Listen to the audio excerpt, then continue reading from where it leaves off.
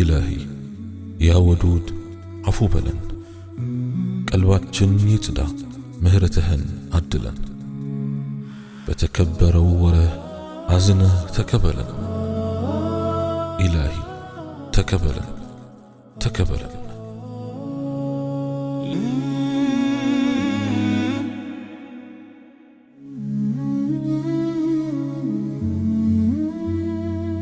بسم الله.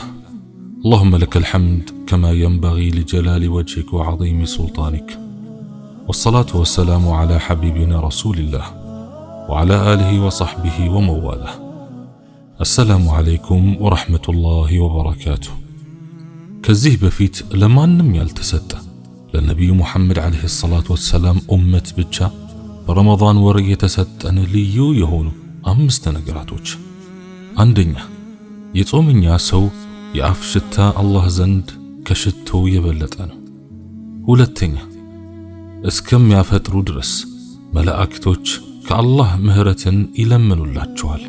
ሶስተኛ አመፀኛ የሆኑ ሸይጣናት ይታሰራሉ። አራተኛ አላህ የደጋግ ባሮቹ የወደፊት ማረፊያ የሆነችውን ጀነትን በእያንዳንዱ ቀን ያስውባታል።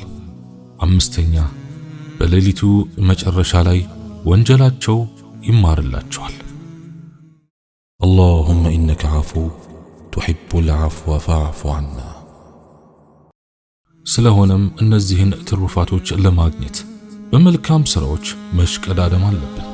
ቁርአንን በማስተንተን በማንበብ፣ ሶላቶችን በሌሊት በቀን በማብዛት፣ እስትግፋርን በማብዛት፣ ተህሊል ወይም ላ ኢላሃ ኢላላህ፣ ተክቢር ወይም አላሁ አክበር፣ ተሕሚድ ወይም አልሐምዱሊላህ፣ ተስቢሕ ወይም ሱብሓነላህ፣ ሰደቃን ለድሆች በመስጠት፣ ዝምድናን መቀጠል፣ ለወላጆች በጎ በመዋል፣ ህመምተኛን በመጠየቅ፣ ዱዓን በሌሊት በቀን በማብዛት፣ በተለይ ዱዓ ይበልጥ ተቀባይ በሚሆንበት ወቅቶችና ሁኔታዎች የሌሊቱን መጨረሻ ወቅት ላይ፣ በሰላት መጨረሻ ላይ፣ በስጁድ ላይ፣ በአዛንና በኢቃማ መካከል፣ በጁምዓ ቀን ላይ በሆነች ሰዓት፣ በእነዚህ መሰል ወቅትና ሁኔታዎች ላይ ዱዓን እስትግፋርን ማብዛት አለብን።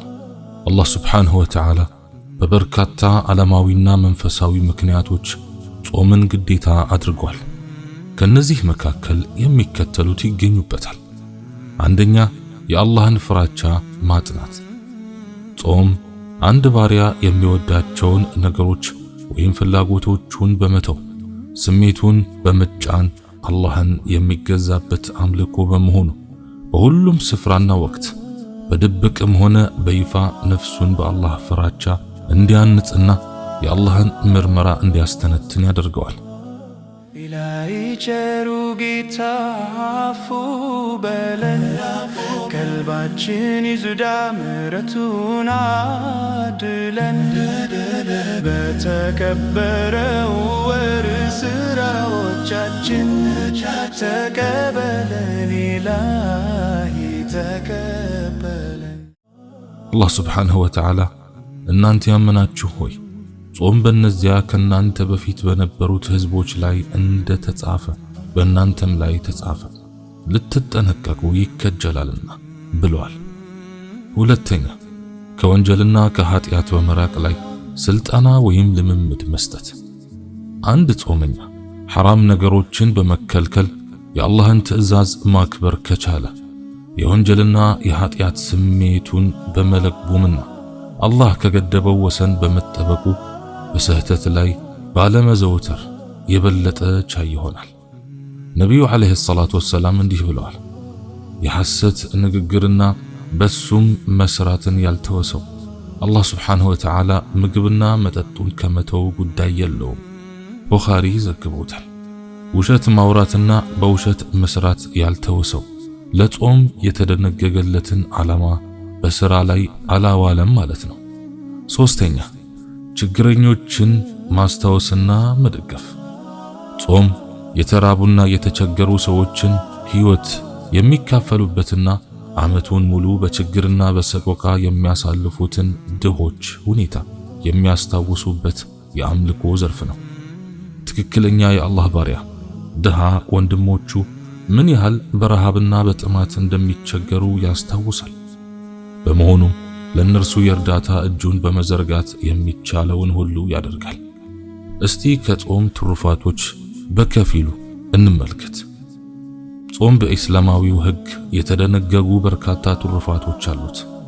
ከነዚህም መካከል አንደኛ፣ በአላህ አምኖ ትዕዛዙንም አክብሮ በረመዳን ትሩፋት ዙሪያ የተላለፉ ጉዳዮችን እውነት ብሎ ተቀብሎ እንዲሁም አላህ ዘንድ የሚያገኘውን ምንዳ በመከጀል ረመዳንን የጾመ ቀደም ሲል የሰራው ወንጀሉ ይማርለታል። ነቢዩ ዓለይሂ ሰላቱ ወሰላም እንዲህ ብለዋል፣ ረመዳንን በአላህ አምኖ የሚያስገኝለትን ምንዳ አስቡና ከጅሉ የጾመ ሰው ቀደም ሲል የሰራው ወንጀል ይማርለታል። ቡኻሪና ሙስሊም ዘግበውታል። ሁለተኛ፣ ጾመኛ ከአላህ ጋር ሲገናኝ በመጾሙ ምክንያት በሚያገኘው ላቅ ያለ ምንዳና ጸጋ ይደሰታል። اللهم إنك عفو تحب العفو فاعف عنا። ነቢዩ ዓለይሂ ሰላቱ ወሰላም እንዲህ ብለዋል፣ ጾመኛ ሁለት ደስታዎች አሉት። በሚያፈጥርበት ጊዜ የሚደሰተውና ከጌታው ጋር ሲገናኝ የሚደሰተው ደስታ ነው። ቡኻሪና ሙስሊም ዘግበውታል። ሶስተኛ፣ በጀነት ውስጥ ከጾመኞች በስተቀር ማንም የማይገባበት የሆነ ረያን የሚባል በር አለ። ነቢዩ ዓለይሂ ሰላቱ ወሰላም እንዲህ ብለዋል፣ በጀነት ውስጥ ረያን የሚባል በር አለ። የትንሣኤ ቀን ጾመኞች ይገቡበታል። ከነርሱ ሌላ ማንም በርሱ በኩል አይገባም። የታሉ ጾመኞች ይባላል። ወዲያውም እነሱ ወደ እርሱ ይነሳሉ። ከነርሱ ሌላ ማንም በርሱ በኩል አይገባም። እነሱ ገብተው ሲያበቁ ይዘጋል። ማንም በሱ በኩል አይገባም። ቡኻሪና ሙስሊም ዘግበውታል። አራተኛ፣ አላህ ሱብሓነሁ ወተዓላ የጾምን ምንዳ ወደ ራሱ አስጠግቶታል። እናም ክፍያውና ምንዳው ከቸሩ ከለጋሱና ከኃያሉ ጌታ ዘንድ የሆነለት ሰው ሊደሰት ይገባል። አላህ ሱብሓነሁ ወተዓላ ባዘጋጀለትም ሽልማት ይበሰር። አላህ ሱብሓነሁ ወተዓላ በነቢዩ ዓለይሂ ሰላቱ ወሰላም አንደበት ሲነግረን ጾም ሲቀር ሁሉም የአደም ልጆች ሥራ ለራሳቸው ነው፣ እርሱ ግን የኔ ነው፣ ምንዳውን የምከፍለው እኔው ነኝ ይላል። ቡኻሪና ሙስሊም ዘግበውታል። አላህ ሱብሓነሁ ወተዓላ ጾማቸውን፣ ስግደታቸውን፣ ዱዓቸውን ከሚቀበላቸው አድርገን እኔም በተናገርኩት እናንተም በሰማችሁት የምንጠቀም ያድርገን።